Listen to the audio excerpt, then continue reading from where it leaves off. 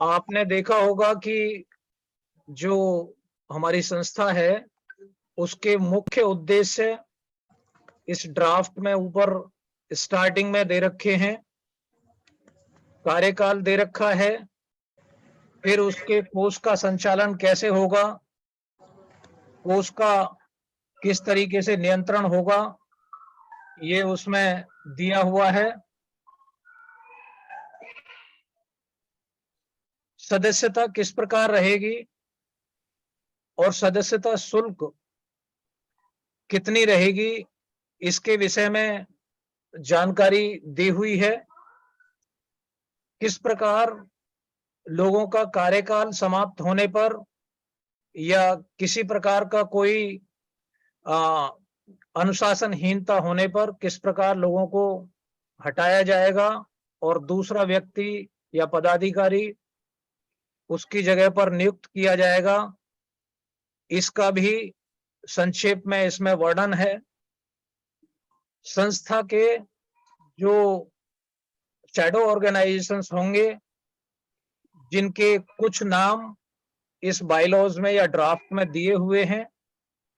और कुछ ऐसा संकेत दिया गया है कि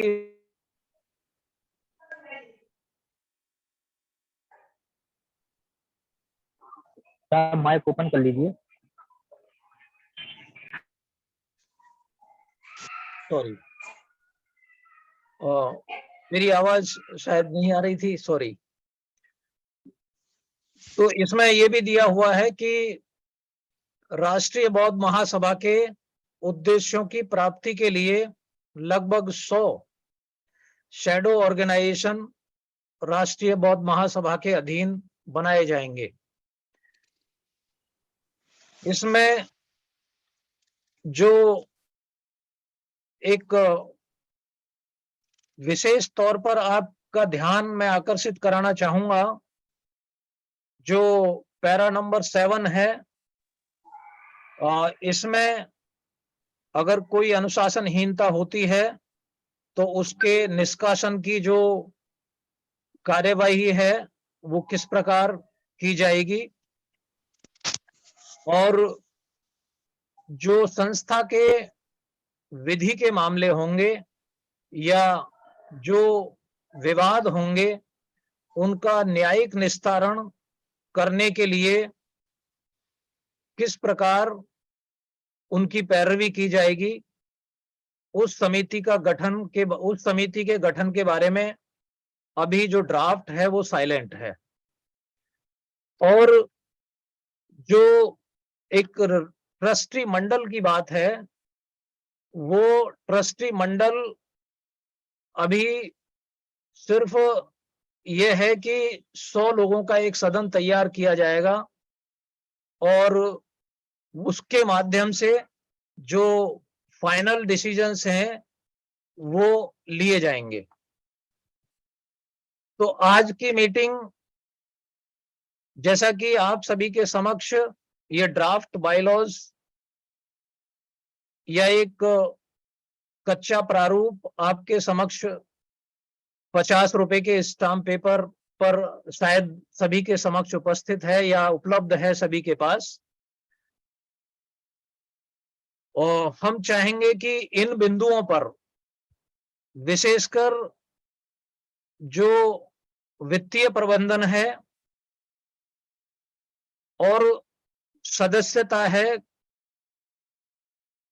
और जो अनुशासन वाली बात है उसके विषय में, और जिस प्रकार से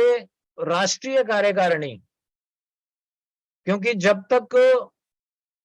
एक संघात्मक ढांचा, एक लोकतांत्रिक ढांचा किसी संगठन का हमारे समक्ष नहीं आएगा या किसी भी संगठन का नहीं होगा, उसका सुचारू रूप से संचालन या उसका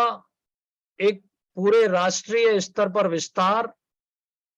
और जैसा कि बायलॉज में दिया हुआ है कि इसका जो कार्य क्षेत्र होगा वो पूरा विश्व होगा, और हमने अपनी संस्था का नाम राष्ट्रीय बौद्ध महासभा रखा है। तो इस विषय पर भी हम लोगों को पुनर्विचार करने की आवश्यकता है, क्योंकि राष्ट्रीय बौद्ध महासभा एक राष्ट्र विशेष के सीमाओं के दायरे में काम कर सकती है, और अगर हमें उसका वैश्विक स्तर पर काम करने का दायरा बढ़ाना है तो उसके विषय में भी हमें उस शब्दावली का चयन करना होगा कि जो उसको एक वैश्विक रूप दे सके। इस विषय पर भी हमें विचार करने की आवश्यकता है। और एक जो गवर्निंग बॉडी की बात है, इसमें मैं आप सभी से निवेदन करना चाहूंगा कि इसको दो रूपों में, मेरा एक सुझाव है ये कि दो रूपों में लिया जाए, कि एक गवर्निंग बॉडी और एक एडमिनिस्ट्रेटिव बॉडी। जो गवर्निंग बॉडी है, जिसको एपेक्स बॉडी भी हम कहेंगे, वो राष्ट्रीय स्तर पर माननीय राष्ट्रीय अध्यक्ष जी की अध्यक्षता में काम करे, और उसको जैसे हमारा राज्यसभा होता है, परमानेंट हाउस होता है, उसका एक निश्चित कार्यकाल होता है। उस कार्यकाल मतलब परमानेंट हाउस है, वो हाउस कभी डिसॉल्व नहीं होता है, और उसमें हर 1/3 सदस्य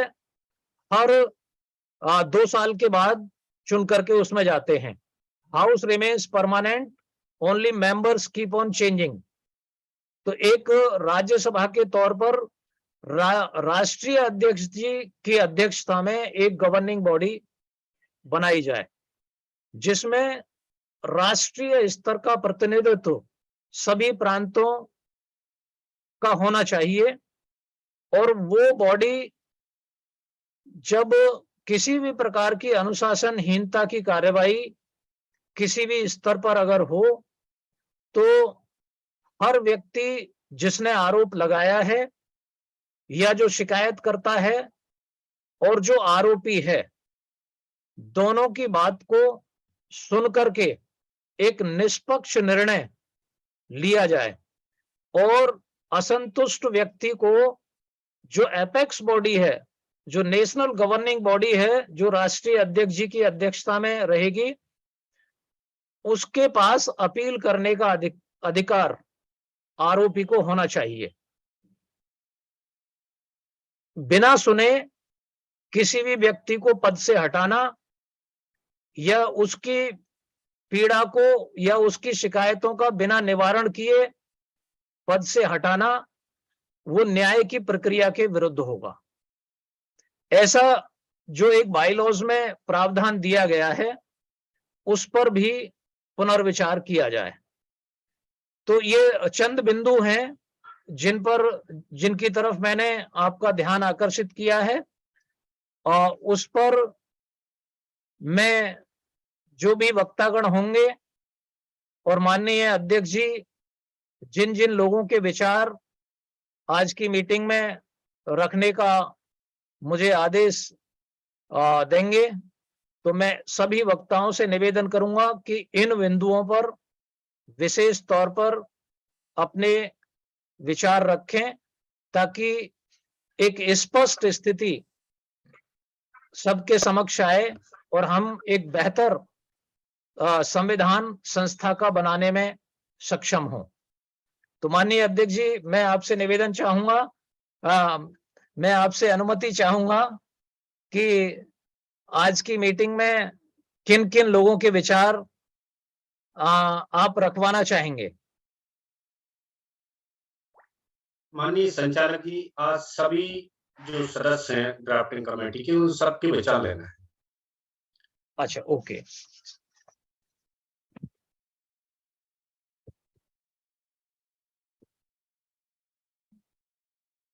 तो मैं सबसे पहले निवेदन करता हूं, हमारी जो संविधान प्रारूप समिति के उपाध्यक्ष हैं श्रद्धेय महेश्वर शंड जी, मैं उनसे निवेदन करूंगा कि वो कृपया इन बिंदुओं पर अपने मूल्यवान सुझाव सभी के समक्ष प्रस्तुत करें। माननीय शंड जी। मेरी वॉइस आ रहा है? जी, आ रही है। जी, आ रहा है। महाकारुणिक तथागत गौतम बुद्ध, बाबा साहेब डॉक्टर BR अम्बेडकर, क्रांति कवि भीम भोई से लेकर बहुजन समाज में जन्मे सभी साधु संत को मेरा नमन वंदन। और राष्ट्रीय बौद्ध महासभा का नेशनल प्रेसिडेंट धर्म प्रकाश भारती से लेकर हमारा कार्यवाहक अध्यक्ष बादल सिंह से लेकर हमारा संचालन करने हैं एडवोकेट गौतम जी से लेकर आज जितने भी जुड़े हुए हैं सभी महासचिव, सचिव, संयोजक से लेकर सभी साथी को मैं अपनी तरफ से और राष्ट्रीय बौद्ध महासभा तरफ से नमो बुद्धाय सप्र जय भीम। साथियों, जैसे कि हम लोग का एक संविधान प्रारूप कमेटी फॉर्मेशन किया गया है और उसमें 10 साथी हैं और आज इससे पहले भी एक मीटिंग हो चुका है हमारा जो समिति है और आज एक जनरल बॉडी मीटिंग रखा गया है जिसमें कि हर कोई इसमें हिस्सा ले सकते हैं, भाग ले सकते हैं। जबकि पहला मीटिंग है तो मैं थोड़ा बिगिनिंग से बात करना चाहता हूं कि ट्रस्ट, जब पहले बात तो ये है कि हम लोग ट्रस्ट एक्ट में रजिस्ट्रेशन करना जा रहे हैं या हो चुका है। तो पहला बात ये कि ट्रस्ट का मतलब है एक भरोसा, और भरोसा ऐसा नहीं है कि एक आम बात हो गया, ये एक लीगल प्रोसीजर होता है और एक होता है कि एक को भरोसा करना पड़ता है और दूसरे को उस भरोसे पर दिलाने के लिए उसको करना पड़ता है। और जब ट्रस्ट का बात आता है, ट्रस्ट एक 2 प्रकार का होता है, एक प्राइवेट ट्रस्ट होता है, एक पब्लिक ट्रस्ट होता है। और प्राइवेट ट्रस्ट में भी 2 होते हैं, एक प्राइवेट स्पेसिफिक ट्रस्ट होता है और एक प्राइवेट डिस्क्रिशनरी ट्रस्ट होता है। ऐसे पब्लिक ट्रस्ट में भी 2 ट्रस्ट होते हैं, एक पब्लिक रिलीजियस ट्रस्ट होता है और दूसरा एक पब्लिक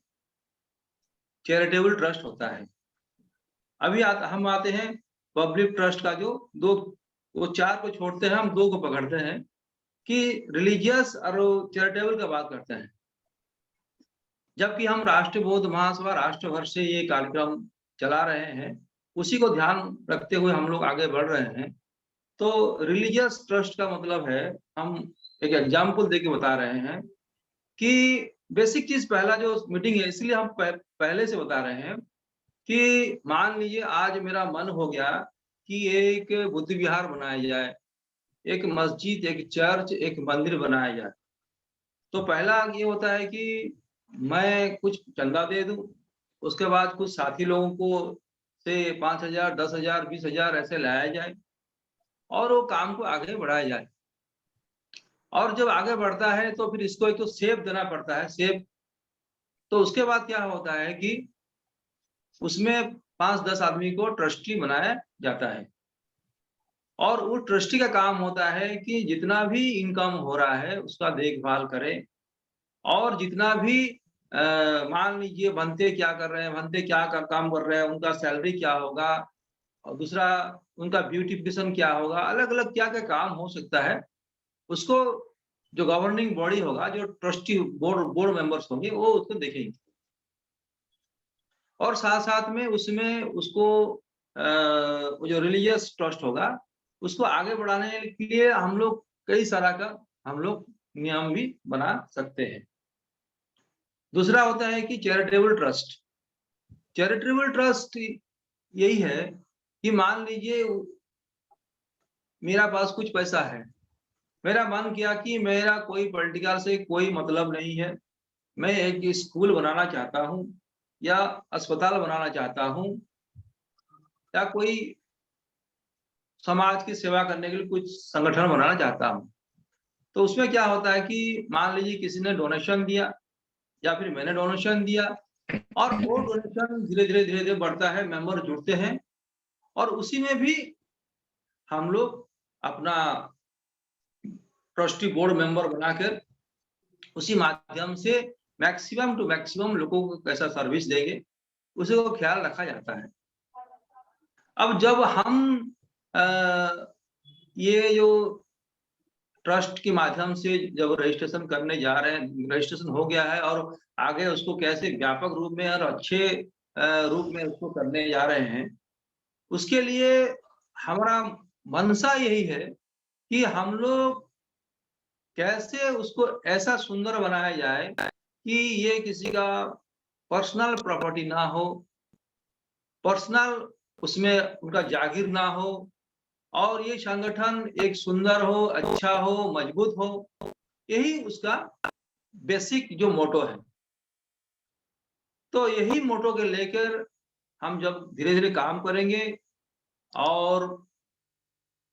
मैक्सिमम लोगों को जब शामिल करने के लिए हम लोग उसमें प्रोत्साहन देंगे, उसमें महिला का भी प्रावधान क्या होगा, महिला साथी लोगों का जो उनका जो अधिकार, उनका जो सम्मान, उनका प्रति वो भी रखा जाएगा। और साथ-साथ में आने वाले दिन में ये जब संगठन व्यापक रूप में जब बढ़ेगा इस संगठन में किसी का भी पर्सनली उसमें दखल-अंदाज़ी या मोनोपोली ऐसा नहीं होना चाहिए। या फिर मान लीजिए मेरा किसी से नहीं जमता है, एक्स हो, वाई हो, जेड हो, उसका अगर कोई कार्रवाई हो जाता है, तो उसके लिए भी एक जैसे अकाउंट्स में ऑडिट होते हैं, इसमें भी 1 तो 4-5 साथी को रखना चाहिए ताकि